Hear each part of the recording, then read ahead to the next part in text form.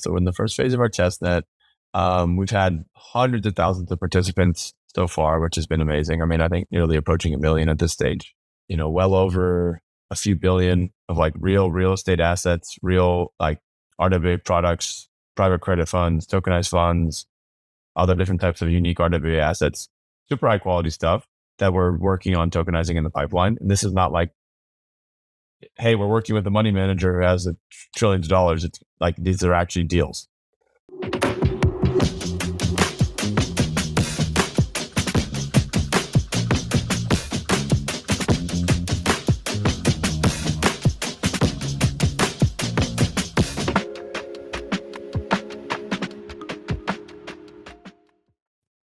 Guys, welcome back to another episode of Andrew Asks How podcast. Today with me, I have JP from Mantra. JP, how you doing? Good, man. Good to be here. Thanks for having me on.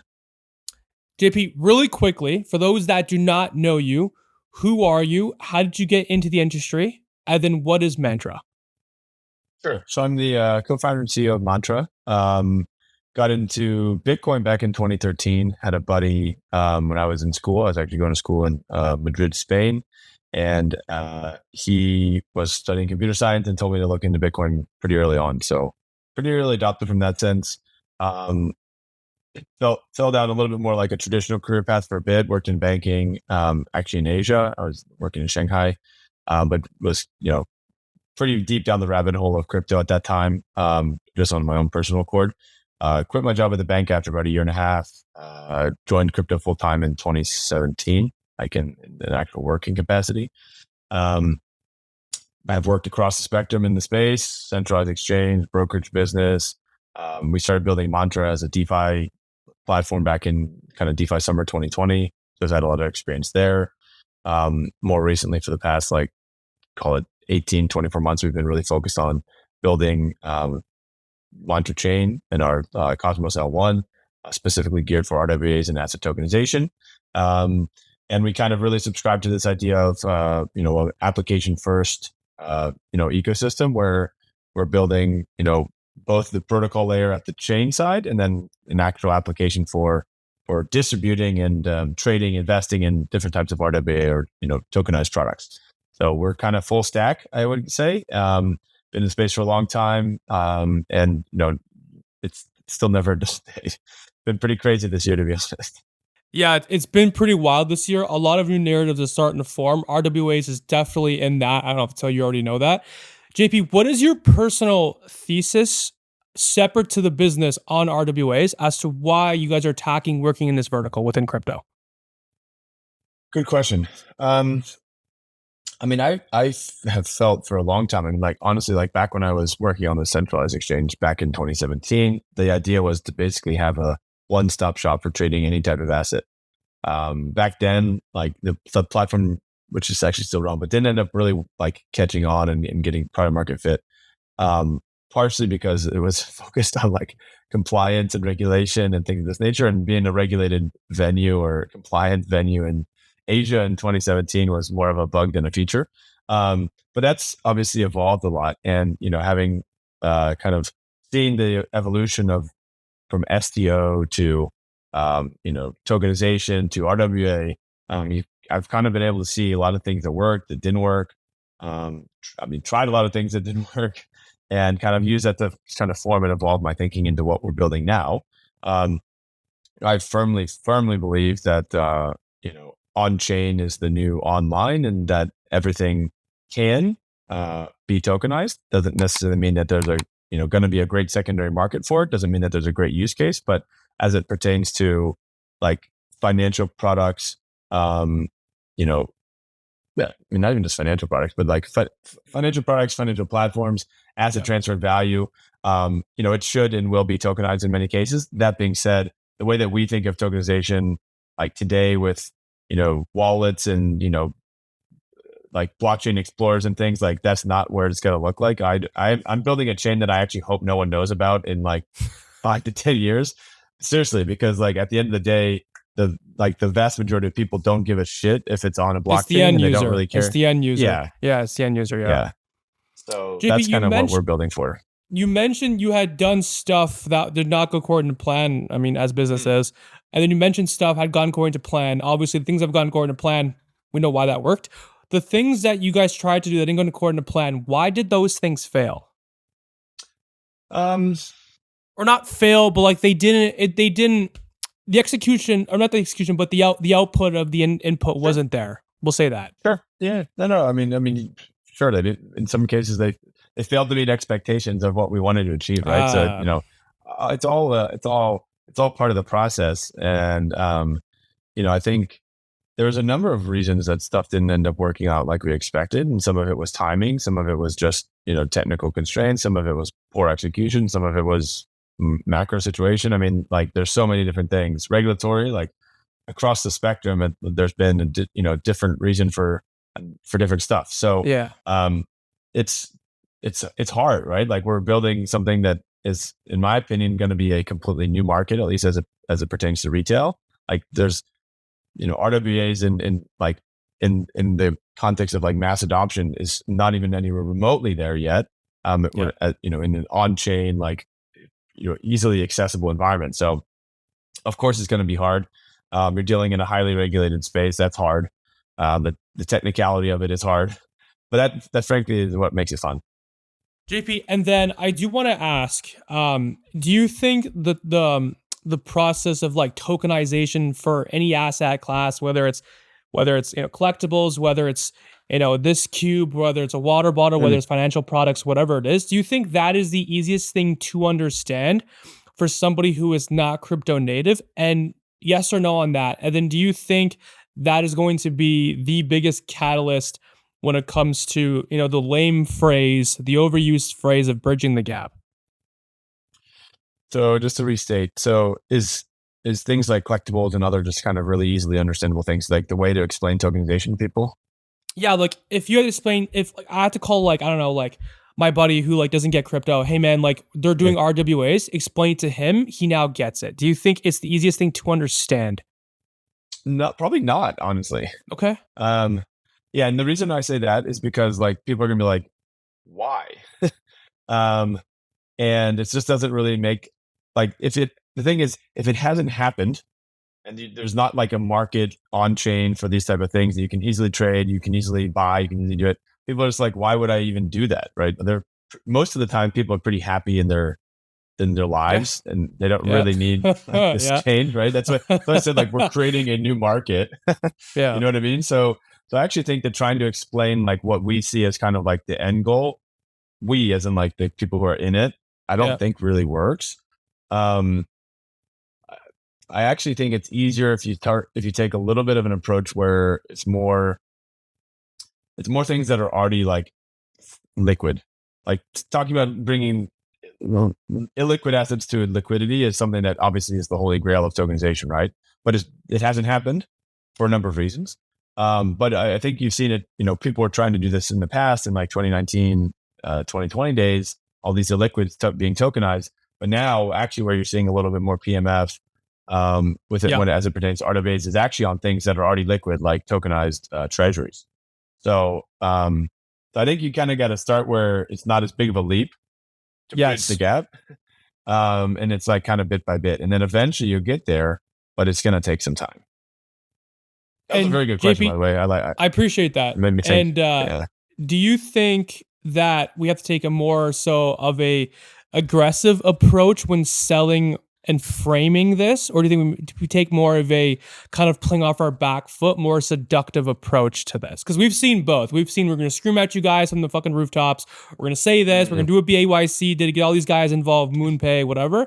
And then we've seen the approach of what I think gaming is doing. They're finding their people. Which one do you think is Yeah. more likely to happen, and then more likely to convert from an operator perspective? Yes, that's a good question as well. So I would say for the crypto native people who I think are our target market now, or like the people who are already doing things on chain, who are already like buying crypto, investing in it, I think the like scream from from the top is probably the way to do it. I think for the people who are a little bit more like, not using this as a derogatory way, but like no coiners or whatever, who don't really care, like definitely don't, kind of put the crypto token blockchain like in their face, because it's going to be off-putting, and frankly, it's going to be like, it's actually scary for a lot of people, Yep. right? Like there's a lot of perils of doing DeFi. Um, so I would say that's a little bit of a depending on who you're actually going after. But for the people who are in it already, I think you kind of need to like make it sexy, make it appealing. Yep. Bring assets that are going to be super like aspirational in nature, or have some sort of like emotional draw to them, because that's going to like attract them away from meme coins or other things that they're speculating on, like just in pure crypto play, like crypto land. So I think it's kind of both. And then to change the topic here, you guys are having an airdrop, yes, JP? Correct. Okay. Can I ask when that is? So it'll be on mainnet launch, Okay. which I can say we are obviously we're assessing now. And we are announcing some of the different requirements for the airdrop upfront. We're having Galaxy campaigns, and Nice. our friend DeFi Sushi is leading that charge on that. She's doing a great job. Fellow penguin, shout out, fellow penguin. Fellow penguin. Yeah, she was the one who got the airdrop to the Fudgies. Nice. We appreciate that. So she's doing a great job. So mainnet is going to be launched later this year. It's in testnet at the second phase of the testnet at the moment, which is called Hongbai. All I can say from a timing perspective, it'll be after the summer, but before the U.S. election. That's a good soft spot. That's a good soft spot. I don't know everything, but I think in my opinion, that's a good soft spot. And what is your guys' acquisition strategy kind of going towards this when it comes to retention? Because I'm going to post this in a couple of days. You'll probably see it. I might get some flack, but that's the whole point. Out of the 9 brands that I have that we have the data on, the numbers for this, 3 of them have managed to get positive user retention after the airdrop was done. The other 6 went negative. So it's a really bad split. It's like 30% hit ratio. I think that's more common than not. If I take a bigger test size of 50 brands, I would argue that out of the 50, about 10 or 12, maybe about not 10, let's say 10 max, have positive user retention after the airdrop. Most of them don't do well. Farmers get involved, dumps on team's head, dumps on the community's head. How do you guys plan on being part of the 3% or the 20%, the 3 out of the 9, and in this case, the 10 out of the 50, that's not going to have to happen? Or at least try to risk tolerance that. You can't eliminate any risk, but you can obviously mitigate the risk. That's For sure. I mean, I think a few of the ways that we're looking at this is obviously by being very selective of the communities at which we're, trying to engage with. DeFi Sushi has been doing a great job with that and giving guidance, and she's quite the farmer herself, so she kind of knows a lot of the tricks. And I think it's a little bit of not just the science, but an art. I think as well, a lot of it boils down to communication. In the end of the day, people are always going to someone is always going to be pissed off about what you're giving them, even though, in certain cases it is kind of free money. But you got to kind of balance that idea about people are spending time here, people are doing quests, people are doing different campaigns. So it does take time, and you want to balance people's time, which frankly is a very valuable thing. I get pissed off if someone's not respecting my time. So I get that. And so communication is key, proper mechanism design is key, targeted communities is key. I think alignment of just not allowing everything up front to just be completely liquid and dumped is an important thing. So you can build in different types of vesting here. I think it's good to give them a little bit of liquidity so they can say, hey, I got something from my hard work, but maybe I'll hold a bag of this later. And then, of course, building a really robust ecosystem around that. So there's things to do with the token. So it's not just well, what the hell? I got a token now. What else am I going to do with it? In our case, I think we're trying to balance all that. And then at the same time, trying to create a bit of a culture around the community. So they feel like they're part of something, because I think that's also critically important. They want to, you want to be around, and you got to spend a lot of time on that. That does not happen overnight. So that's an important part too.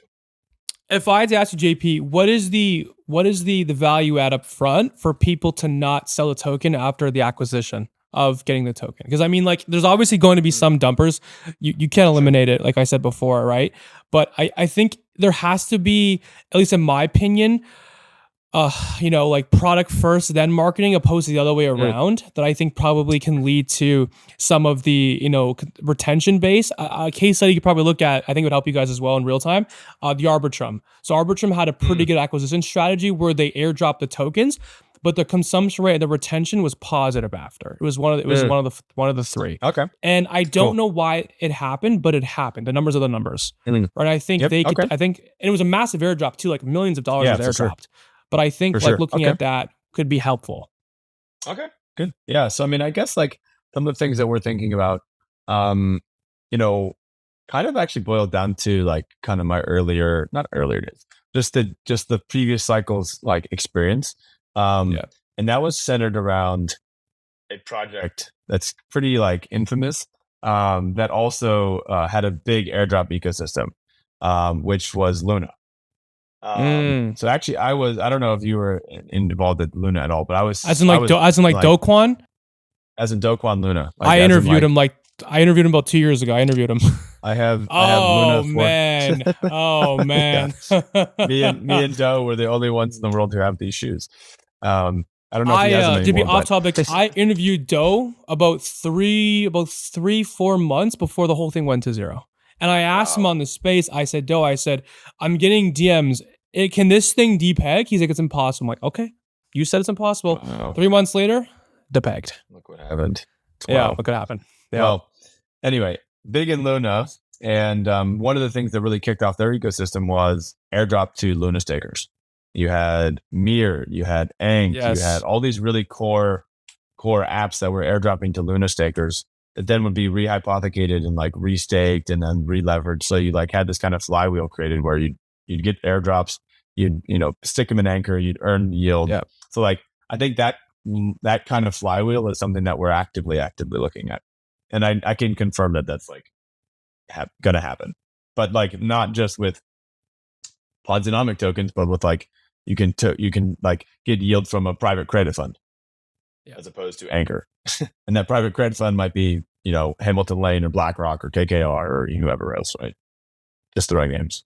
No, not financial advice. Yeah, obviously NFA. And then I do have to ask JP as well, like, how are you guys adapting to, the attention economy and how fast and quickly it shifts? And how do you guys kind of optimize that for your team's brand? Like, I mean, like, cause like we've seen like from Blast to Base to, Pump.Fun to this, to that, to gaming, to RWAs now, like we've seen this all happen in under like literally like 6 weeks. How do you guys like kind of predict the trend of, okay, like we're next, like what's coming to us, and then we're going to maximize our distribution, really off kind of wave riding, of course. Yeah, I mean, I actually think that we're like trying to avoid that. It's interesting. Yeah, I mean, and part of the reason for that is I think just the sector, like RWAs are inherently, meant to be here for like they're not meant to be as cyclical. It's like it's a real thing. It's meant to be a bit more tangible to understand. It's like finance is not going away, kind of thing. There might be macro cycles, and maybe those play out in shorter terms than in crypto than in the real world. But I say this a lot. Like we've been doing RWA before it was called RWA. So like we had conviction on this idea of asset tokenization for a very long time, and I am very in the belief that like it's just getting started. So if we're at where we're at now, and we want to be, and we believe we are one of the leading players in the RWA space, hopefully the leading in the not too distant future, then then the upside is still, we're not even in the ballpark yet, right? Like we're just getting started. So from that perspective, like obviously you want to be, you want to always want to be like aware of the ecosystem, aware of the situation, aware of the trends, aware of the hype. But we don't necessarily play into that other than like maybe short-term corrective iterations. But the general long-term direction has always been there, and it's not changing for us. And I have another question, and like this is like just kind of, this is like something that I'm personally curious about as well. BlackRock had tweeted this, not tweeted this. They put out a statement.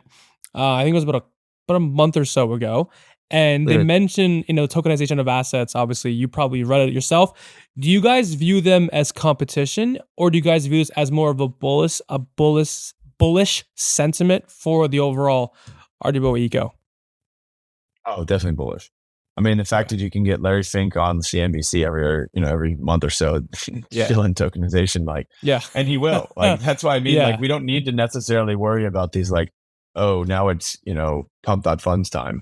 Like, asset tokenization is not going anywhere, and I can see that the Correct. bigger players and the incumbents are here doing it, and they're going to continue doing it, and we want to be infrastructure for them to do that. But obviously, we want to also Yes. support the retail. But do you think that swallows up your guys, TAM, your total addressable market? Oh, I think You think it? I think it actually I think it expands it. That's interesting. Can I ask why? Yeah. For us, I think it expands it because, like, if you like, Mantra is a blockchain, right? We have other products in the group, but like Mantra as a protocol is just a technical ledger. Yeah. Yeah. So if anything, like, you want BlackRock to produce products, tokenized funds, utilize the chain, and work. I mean, I'm not saying doing that right now, but Yeah. down the line, it's not like that crazy to think that they would do that. I mean, they're tokenizing stuff on other public blockchains that are not really specifically meant for tokenization. So you can imagine in a world that they would use something that is a little bit more geared towards, like, their use case. If BlackRock creates their own chain, JP, is it still bullish? And does it create a problem for the industry? Just trying to see where your gauge is at of bullish to bearish ratio here. So this, um, would it be a public chain? Yeah. I actually think if they create a public chain, then it's a good thing. And why not private? And Why not private? because I think the future is on public blockchains. Okay, that's fair. Yeah. That's fair. I don't want to see, like, again, having been in it for a long time, like, having seen Hyperledger and Corda and, like, all these other permission private blockchains, like, that's not really where you want to create accessible, Yeah. like, open financial products that anyone can interact with in a more, like, on-chain self-custodial way. So in order to make that happen, you need it to be on a public blockchain. And there's ways to manage risk around public blockchains, which we are, like, building into our strategy. But BlackRock doing that is a good thing. Like I said, I don't want, like, in 10 years, I want the vast majority of people I want them to know Mantra as a name, but I don't really want them to Yes. necessarily know that they're ever using the chain. So, JP, you gave your thesis. I agree with the thesis. I want to now kind of expand on your vision with Mantra of, like, how do you see Mantra playing out in 10 years, and at least in your mind, so subjective, with RWAs and tokenization, obviously of them, which is the same thing. How do you see that playing out, and how do you see Mantra, getting involved in this? Like, is like my microphone here, is this tokenized? Like, your AirPods, my AirPods tokenized? Like, how would you vision the future of tokenization, and as well as your guys' part in that future? Sure. So, as I kind of talked about, like, we want to be both the protocol for tokenization at the blockchain level, as well as one of, not the only, one of the marketplaces for distribution of those assets. So if you think about that, we can almost work with kind of anyone, right? Like, you can almost work with any DApp who wants to build, and you can almost work with any product that wants to have liquidity. So it's a very, like, open environment to be able to kind of be like friends with projects and people and things in the space. Like, even other layer ones, like, I don't really, yes, there's competition, and yes, we want to be as big as possible, but it's not like, there's such a big pie, in my opinion, that, I just don't really see it as, like, we need to be enemies with each other or something like that. I don't really like that way of thinking anyway, to be honest, as a competitive as a person as I am, because I'm, like, super competitive about stuff. But, when it comes to the B2B side, which is the chain, like I said, I think it's going to go away from the public domain where, like, the vast majority of people don't even know what it is when they're transacting on it. Whereas in the case of the actual exchange application, like, I want it to be in the palm of your hand in an iPhone or an Android or whatever.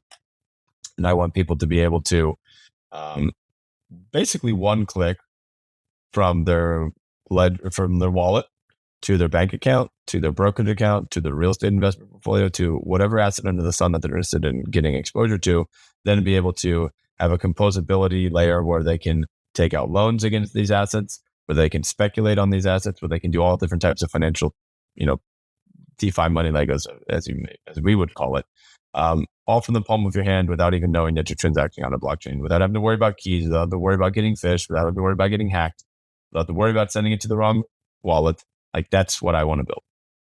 And I want that to be in the hands of every person on the world. Like, basically. Yeah. I think we'll inevitably accidentally get there. I just typed in, like, just on the search button on X, Twitter, whatever you want to call it, I just typed in RWAs, and your brand account was actually the second thing that came up. Really nice. I've never done that before. Yeah, That's so awesome. I guess the SMO is very good for you guys, which is nice.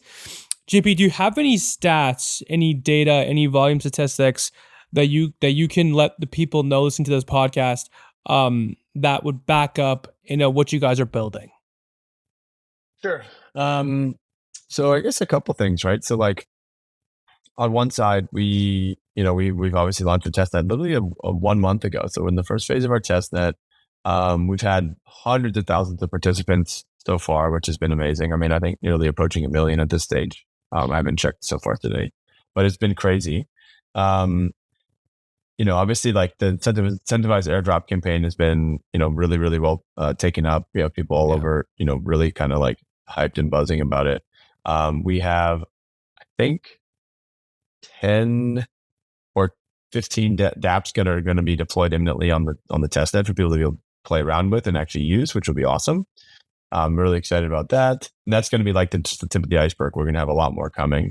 We probably have, well over a few billion of like real estate assets, real like RWA products, private credit funds, tokenized funds, other different types of unique RWA assets, super high quality stuff that we're working on tokenizing in the pipeline. And this is not like, hey, we're working with a money manager who has trillions of dollars. It's like, these are actually deals. Yes. So, like, it's pretty insane. And part of that is just like, some of our backers and supporters in the Middle East are just like, they're the most institutional in the game. And like, when you have the convergence of right place, right time with respect to the business and the opportunity, the government is like really pushing this, and you have this like institutional support. It just is a self-fulfilling prophecy, which is awesome. We've had this incubator program thing that's coming out that I'm going to be investing $100,000 into a bunch of projects, like, each, and then we've had crazy amount of applicants for that, which is awesome. So we're going to kick that off soon. So, like, by the time we launch mainnet, we're expecting like a really, really robust ecosystem day one, which we're pretty excited about. And JP, you mentioned the incubation. I think it's a great idea. I think that's why part of Blast had got so much attention, or is gained attention for the time being. So how are you guys supporting the brands that are looking to get incubated, through your guys' chain? And what are the qualifications for the brands, products that are looking to get this done? Sure. Yeah. So I think a couple things, right? So, like, when like, the initial idea was to basically take early stage builders from like idea to like mainnet MVP. Yeah. And I was going to basically invest $100,000 into 5 projects, each 100,000, just to like get them there. But on top of that, we also like have a legitimate partnership with, one of our investors in the UAE, where we have like a full floor in the Dubai World Trade Center, which is where our regulators, like VARA, sits. So we have like a bunch of office space that we can give developers, give builders. We have pretty significant relationships with regulators, with exchanges, with market makers, with tokenomics experts, with like Big Four advisors, tax advisors. Like, basically give them the whole entire experience of being able to fundraise, bulletproof your idea, get office space, get funding, get regulatory support, like the whole 9 yards. Even give them like like infra and cloud credits and like free, servers and stuff like that, right? Like, we want to basically support them the entire way. And then at the same time, just give them a badass summer where they get to spend some time in Dubai and then Hong Kong and then, Singapore or San Francisco or wherever else, right? So it's like, it should be a pretty cool experience. There's no qualifications that for a team to get incubated with what you guys are doing to be like an RWA product, right? It doesn't have to be. Well, so yeah, so sorry, that's the second part of the question. So we definitely are like we definitely are looking for people to like the main goal is they need to be launched on mainnet, right? Yeah. So like ideally you have an RWA spin, but at the same Okay. time, the way that kind of like it's set up is like the chain actually has like a permissionless environment as well as a permissioned environment, right? And Okay. the permissioned environment is kind of where all the RWA stuff sits for the most part.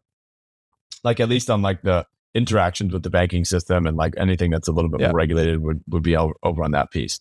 So it's not like you need to start there, but just general. If you're like, we want to have a basically an ecosystem on both sides. So you can imagine that maybe you have a permissionless perps DEX and a permissionless yield splitting protocol at the same time you have a permission one. So yeah, it's actually a little bit more open. It doesn't need to be like, oh my God, you need to be a real estate tokenization like protocol or something.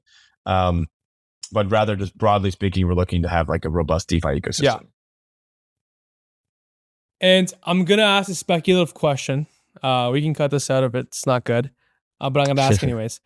The ecosystems that are being incubated, or the products that are being added to the ecosystem, the incubation, which I think drives a lot of growth, can drive a lot of growth depending if the thing is good. I mean, look what happened with Ronin. I think a lot of Ronin's success came from Axie, now is coming from Pixels. It's the conversation of like the chicken or the egg, which one comes first? We don't know, right? But it works. Yep. Is there an incentive, JP, to hold OM, and could OM play a bigger part of the ecosystem through the other products launching on the chain? 100%. As I said at the Luna thing, like the whole point is, I mean, actually, the other requirement of those incubated projects is they're going to have to drop to OM stakers. Okay. That's where we're getting at. That's where we're getting at. Have to. 100%. I said the Luna model, man. Luna model without the Ponzi stable. Ponzi-nomics. Yeah, the Ponzi-nomics. How do you guys plan on growing the chain? Because like there's a lot out there. Like I don't think crypto has been this competitive ever. And I say this because like there's so much large institutional money in the industry that I don't think it's entirely in right now, that are looking to get in. And I think they're only making a handful of bets. How will you guys position yourself accordingly as an entire eco? Great question. So I mean, I think there's a couple things we want to really focus on. But at the same time, I also firmly believe in like a multi-chain thesis. So like even the application that we're building that sits on top of Mantra Chain, which we're calling Omega, AUMEGA, not Omega. Basically, like, and that will probably have a token too, by the way. But that will be a multi-chain thing. Like it's not only going to be a Mantra. It'll probably be on like, I don't know, maybe like a Sui or Aptos or one other Move VM language chain. It'll be maybe on Base, but at the same time, like the chain could also support a lot of different other dexes and products and things, right? So aside from that, like we are definitely trying to push our first mover advantage as it pertains to licensing and kind of our moat in the Middle East, backed by some of the largest players over there. Being a bit of a homegrown story between Hong Kong and Dubai. I spent a lot of time in Dubai. So like the strategy is honestly to be like rest of world focused, but a big focus on Middle East and Asia, and then developing markets where we can kind of like onboard users from the rest of the world who frankly, these are the people who need the products more. Yes. Like I say like for myself as a, pretty crypto native person, like most of my wealth is in crypto. Most of it's on chain kind of thing, or digital at the very least. And it's a pain for me to even get exposure into like stocks or equities or anything that I might want to have some diversification into, but because it's such a painful process for me, from ledger to exchange to brokerage to whatever, tax, capital gains, fees, all this stuff along the way, Like that's painful for me as an American, let alone for Yes. someone who's in the developing world who has no exposure at all. But why shouldn't they? They have a MetaMask, they have a ledger, they have a smartphone that they can use. So why don't we Yeah. make it accessible for them too? It's very interesting. You mentioned the first mover's advantage. I do believe that it can be an advantage, definitely. Getting mind share as well as land share is super important. JP, do you think there's also going to be room and last mover's advantage can also be a thing that can be applied from a principal perspective as well as a actual, practical perspective as well? Mm. Um, yes, I would say Okay. so. Okay. Like, who do you Maybe not. think? I'll just better. Like, who do you think wins the RWA game? Like, how can I say this? When quantifying and qualifying who's gonna win the gaming game, pun intended, Mm. it's Yeah. easier to decide that. People play the game, they like the game. I'm having the most fun on here, and for now it's Pixels, right? Last time it was Axie. There's a few others on Polygon as well. Like, I'm having the most Mm. fun. Airdrop campaign, we made money, but now we're having fun because we're still whatever. They're having fun. It's gamers are Yeah. playing it. The actual gamers like it, not the LARPs, right? Like, it's easy to kind of see who's Yep. going to win the RWA game. How do you kind of see this? Like, how do you how can you tell? Um, Because there has to be a leading indicator, right? There has to be. yeah. And like you know this better than I do. What is it? I would say I don't like the metric of TVL in crypto Okay, because it's kind of a false flag in my opinion. that's fair. But if you think about it in the sense of like RWAs, real RWAs, not bullshit RWAs, real RWA, like it's effectively a right. And when you're bringing in AUM that is now on chain as TVL, that is like spitting off real yield, that can generate protocol revenue, that can actually provide like something of economic substance.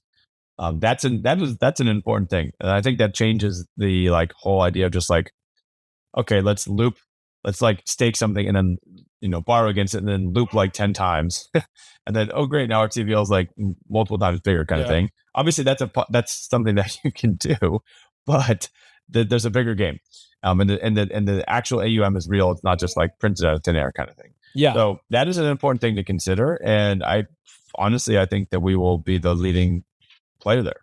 I mean, I wouldn't be doing this if I didn't want to win. That's a good point. You mentioned AUM. For those that don't know, it's assets under management. Yeah.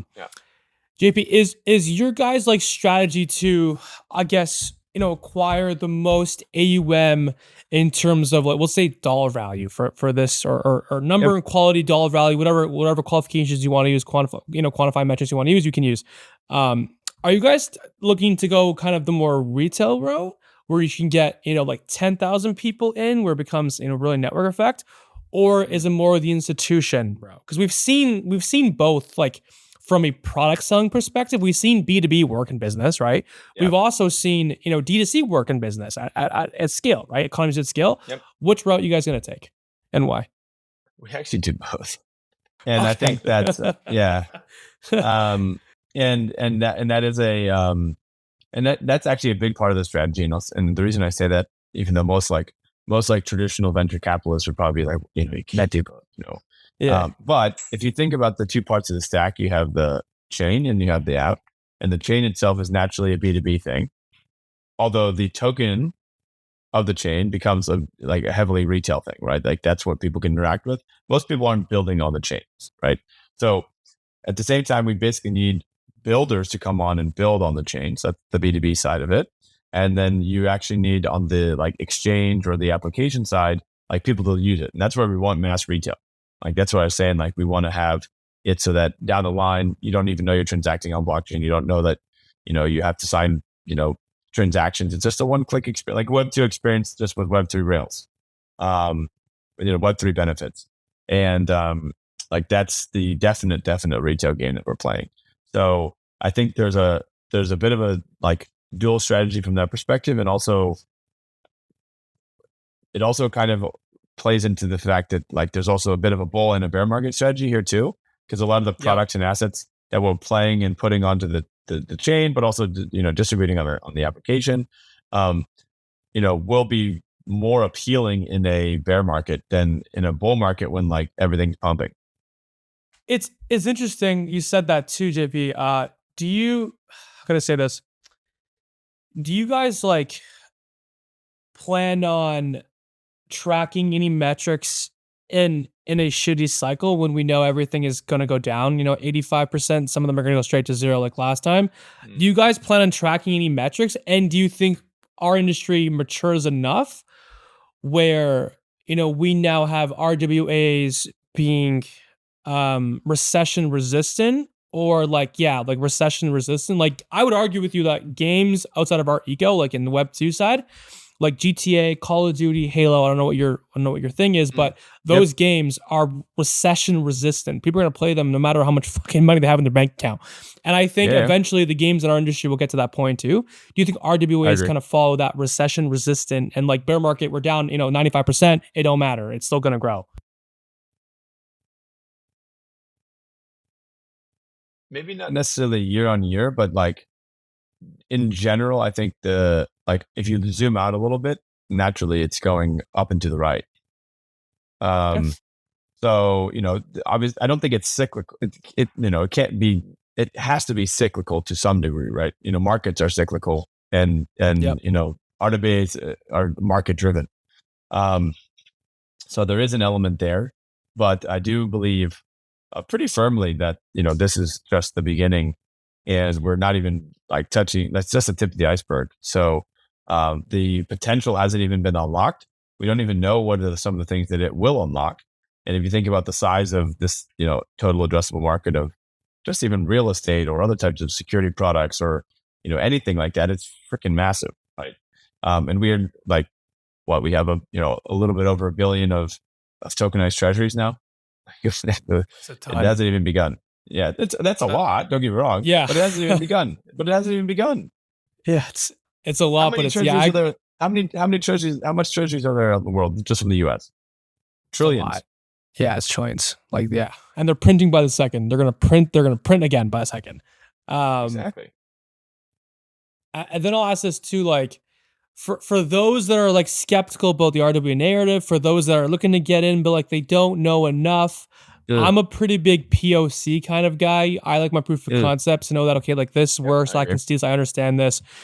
JB, can you give myself and all the listeners here a proof of concept at a very like watered down level? Like, okay, we already have this RWA. It's already tokenized. It's already working. Like we can do this right now. Yeah. So I think one thing that we're looking at, and this is like effectively a structured product for tokenized real estate. It's not exactly the real estate yet, because actually real estate provides a pretty substantial amount of challenges depending on the jurisdiction of how you actually tokenize the underlying thing, and you can trade the title on chain, right? That has a lot of interaction with the real world. But in the shorter term, you can still get exposure to some sort of real estate financing or other types of things. So like one of the kind of the deals that we're working on is effectively like a tranched capital raising offering for a real estate developer. They don't even need to do it, but it's an interesting thing for them to explore, where they're paying X% to borrow money to develop this like high end real estate development in Dubai. They'll continue to pay that into like a vault product. We would then additionally incentivize that with OM. So effectively allows you to speculate on OM. You're still going to get your stable coin on your annual interest rate payment kind of thing. It won't be on an annual basis, but you get what I'm saying. You get some OM on top, so it juices your reward. And then it's over collateralized by, let's say we're doing a $20 million tranche. It's over collateralized by a $45 million mega mention. So it's pretty freaking safe. And also it's kind of pretty, it's aspirational in nature. Eventually we would actually just go and tokenize the actual $45 million mega mention. And then you could own a piece of that as it rents out, or the equity in it appreciates or whatever. So this is more like, you can think about equity, debt, different types of financing products. But you need to have really attractive assets and really high quality things. It can't just be bullshit. Right? That's like an important thing. Really important to not have bullshit, crappy assets, because there's a lot of that. And I think anyone who's like newly RWA, like that's someone you want to avoid a little bit. because then you can see they're just kind of like, I don't want to say grifters, but like They're they're taking bullshitting. advantage. Yeah, they're taking advantage because there's the part of RWAs that's the hard part is the real world part. It's not the token part. Yeah. Like figuring out the And local regulations, figuring out the interactions with the local governments, with the local regulatory bodies, like all that stuff is the hard part. it's been a pain in the ass. The SEC has not been easy to deal with. I mean, I don't deal with them firsthand, but I mean, I have friends that like are in conversations, so trying to get legal stuff pushed. It's a pain in the ass, and we inevitably will live in an economy that is player owned, retail owned, individual owned.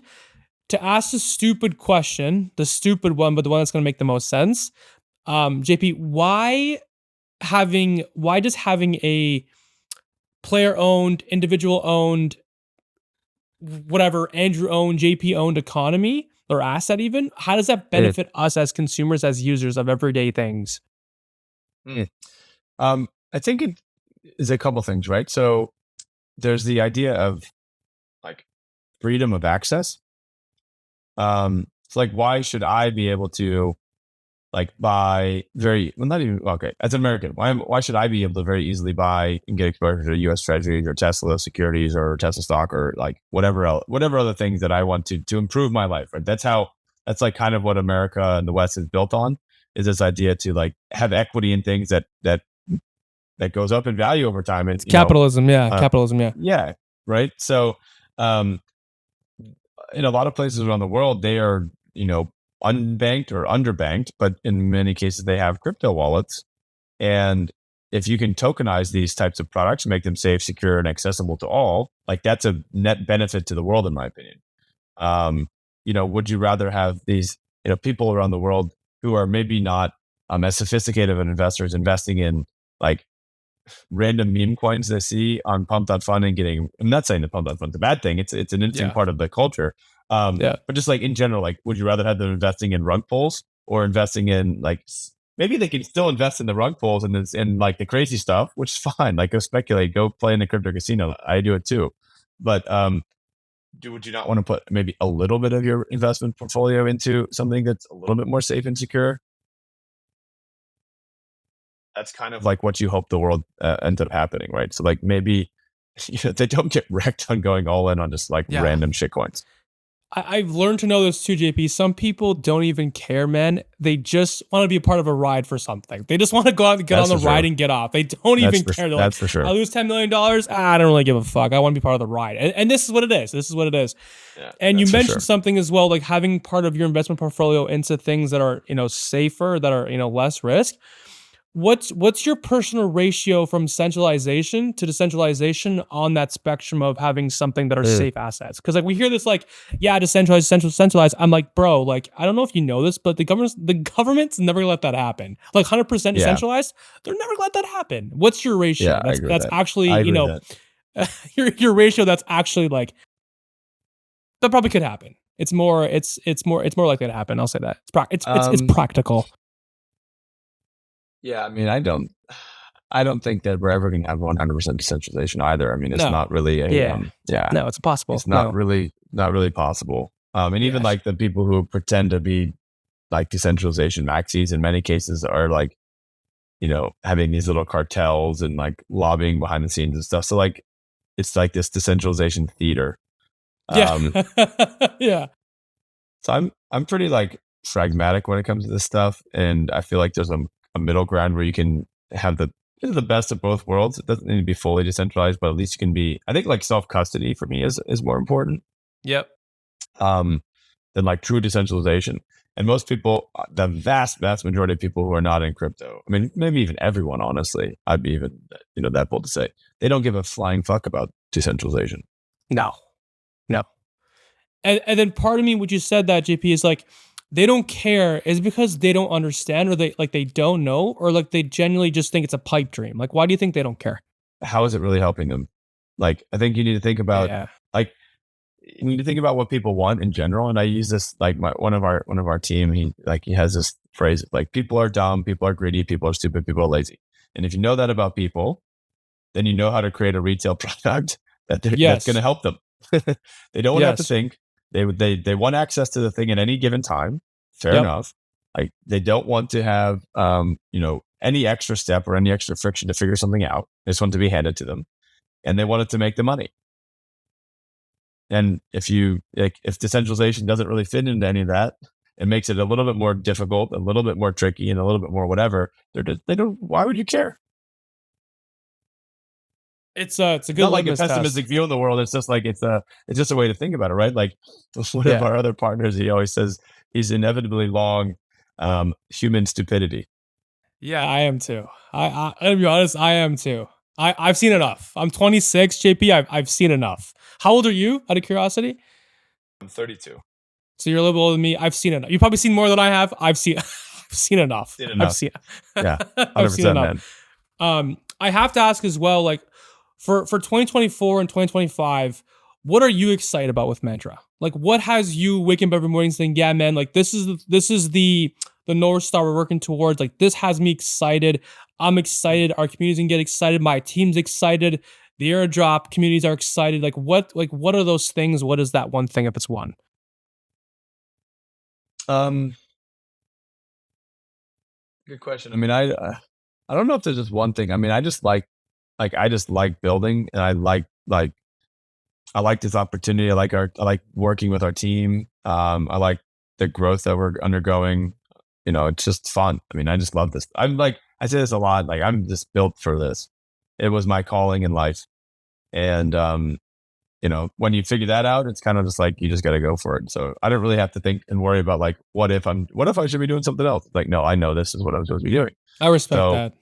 yeah. So having found that out, it's just like it's autopilot, right? Every day is, a challenge. Every day is different, but it's, it's my life and I'm just living it. It's clear. Yeah, it's clarity. I think the clarity thing is super important. And I think our industry has done that for a lot of people, which is great. And then JP, I'll ask you this as well. So a lot of people listening to this are gonna hear about the brand for the very first time as well as the products. Ugh. And then some of them, it won't be for the first time, might be the 10th, the 20th, the 100th. Hopefully it's 1,000 for some of them as well. There's always that consumer spectrum, that user spectrum of like the first time they find this out to the later opinion always changes. So my first opinion of the pudgy penguin is not what it is now. So my first opinion of the penguin is not what it is now. It grows, decreases depending on messaging, these different types of things. What do you want the person to first recognize about Mantra from the first time seeing it? And then what do you want them to think, understand, know at the 100th time of seeing it, digesting it, knowing it, consuming it? Very good question. So at the first time I honestly, like, if you're saying it from this particular vantage point today in time, like RWA. I want people to think Mantra is synonymous with RWA. And that is a little bit back to your earlier question about like narrative and stuff. Like now there is a narrative of RWA and people are aware of it and it's easy for them to understand. So, I want them to think RWA and think Mantra. At the 100th time, I want actually the North Star for me has always, not always, but as increasingly being reinforced and increasingly been seen in my mind as like, I want to be kind of like the international on-chain Coinbase. Like that's kind of like, I really respect Brian Armstrong. I really respect how Coinbase has built their business. They didn't take shortcuts when Binance and other like international exchanges were eating their lunch and they stuck to the guns. And I feel like that's how I want to build this. And like they have a mission, I think, which is to increase economic freedom worldwide or something like that. And ours is not too dissimilar, which is basically to like bring the financial ecosystem on chain. So in doing that, you increase economic freedom worldwide. So like I that's what I want people to think about when they think about Mantra. And then with mentioning this, the network effect has to take place. 1 tells 2, 2 tells 4, 4 tells 8. What product does Mantra have or currently building that is going to get that done for you guys? I think it's actually going to be that like in the Palm application where you can basically access and trade and invest and collateralize and basically run your financial life on and off chain in the palm of your hand. It's going to take some time to get there, obviously. Like, what do they say? Like, you should be embarrassed of the first version of your product when you look back on it, anytime later. And from Mantra's 4 years old, right? Like, I look back to the first DeFi thing we launched, and like, what the fuck did we? What the hell is that? Come a long way, right? You learn a lot in 4 years, particularly in crypto. But I think there's such an opportunity. We're in a unique position to capitalize on it. We have a super, super strong team. We have super, super strong backers, and we're in a position where we can capture a lot of mind share, and we have this first mover advantage of sorts that I'm pretty keen on keeping. JP, last thing I do want to ask, to kind of humanize this conversation, you mentioned that like crypto, this thing is your calling. And I have a lot of friends that play sports. You probably do too, professional athletes, and they're like, man, like I can't stand that like the fans just see me as an asset to their fantasy sport, to their gambling, thing, whatever. Like they look at them as commoditized products, and they're not. Like they're humans. And I think telling the story behind the human, behind the thing, is very important. Even separating the person and the brand and keeping those separate, so you now know the human from the brand and brand from the human. The way I think that Elon has done a decent job at this. JP, what was so you said it's your calling. When did you know it's your calling? What was that pivotal moment for you like when you found out, oh, like, fuck, this is the thing I want to do because this and this? And there must have been a moment. You were either like brushing your teeth, you were on your phone, you were having lunch, you were having, you were doing something. What was that like for you? When did that take place? Yeah, so good question. I mean, I think, so I do a lot of like professional coaching, executive coaching, et cetera. So I work with a coach. Actually, the group's called Mashari Method. My coach's name's Celine. She's one of the like CEO coaches there. And starting that program about a year ago, they have a really high quality roster of like clients, including actually Brian Armstrong, Sam Altman, a bunch of really high profile tech CEOs are also clients of this program. And going through that, and honestly, last year was like incredibly, incredibly challenging. I mean, we had so many issues from, co-founder issues to, legal things, to like not being able to fundraise, to having to restructure the business, to like just over and over and over again. It felt like I was just going through like hell in like a 6-month window. And I liked it. And I had this, I had this realization where I was like, I actually like this. As hard as it is, as much as it sucks, I actually like it. Like, I don't know if that's just me being sadistic for this business or for this like lifestyle, but I like it. And I like the challenge. And like when I get pitted in a corner, back against the wall, like that's when I'm at my best, I think. So I actually really, really enjoy that part. And then obviously unpacking that a little bit, I'm like, if you think about the 4 archetypes of how I see a CEO's role, you have the product visionary, you have the marketing master, you have the fundraising guru, and then you have the general, like the people leader. And I actually enjoy all 4 of those things. A lot of, particularly tech entrepreneurs don't like to do all 4 of those things. Maybe they like to do the product only or fundraising only, or maybe a little bit, sometimes you get people, but not usually all 4. I legitimately get energy and enjoy that. So having figured that out, it's like, okay, I love my industry. I love this thing that I'm working on and building. I feel like I'm solving a really big problem for the world. Or I believe I'm building something that will improve the world at the very least. I like the different roles and responsibilities of my job. I enjoy the people that I'm with. And like naturally, I'm probably pretty well predisposed to do a lot of these things. Like I can handle immense amount of stress. I work like a fucking dog. And I love every minute, basically. So like, I mean, obviously many times it sucks, it's hard. But like, I use a phrase from my father a lot, like you got to embrace the suck. And if you can do that, then this is a good job for you. And this is a good lifestyle. And that, I found the one that works for me. You get punched in the mouth a lot, and they say once you start tasting your own blood, you kind of get over it eventually. You mentioned the 4 types of CEOs, JP. Which one do you think you are? And like I don't want to hear like I'm all of them, because I think you're instinctively one of them, even a percentage more than the other 3. Which one do you think that is? General. Leader. General? 100%. I like the people part more than anything. Can I ask why you like the people part more? I think it comes down to two things. Um, I just care a lot about a lot of stuff, but I care about people. I'm quite empathetic, and I think sixth, my sixth sense is just naturally understanding people's feelings. I might not know why you feel the way you do, but I can automatically sense if someone's off, like instantly. That's fair. And because of that, it just helps me able to manage and lead and feel empathy and care for people and try to get the most out of them as a CEO, as a leader, as a founder. So I think that would be my number one.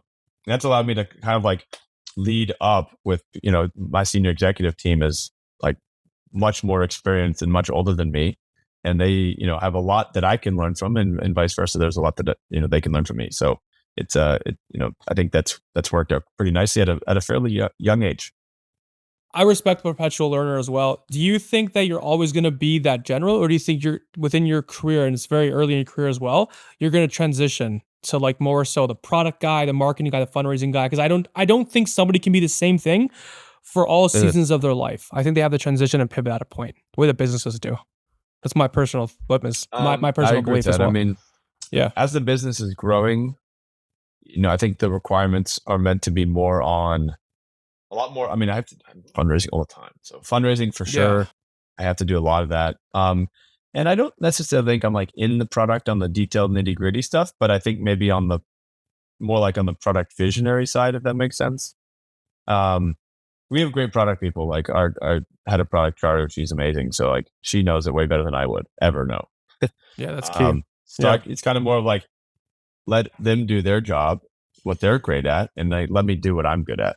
And I'm really trying to create a life around what I feel like I'm better at or good at, and then how do I find ways to implement that in the business to like find my zone of genius effectively, and then do that. And then whatever's not in my zone of genius, find people whose zone of genius that is, and hire them.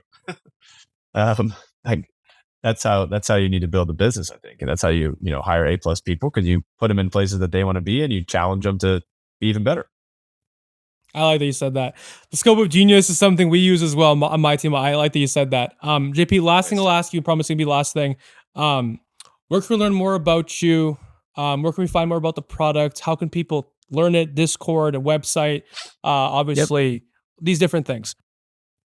Yeah. So, I mean, I'm pretty active on X or Twitter. I think it's JP_Mullen 888. Feel free to give me a follow. I'm on Telegram, pretty active as well. I'm usually, even like responding to DMs and stuff. I respect that. And obviously Telegram, Discord, website, all available. We're pretty active in all of those channels. So I think Telegram is probably more where I sit, just because I can't be across everything. But Telegram and Twitter, I'm like super active. So JP, I appreciate your time. It's been a good conversation. Those that made it this far in the interview, I appreciate you guys as well. We'll see you guys next time. Have a good rest of your day. See you guys.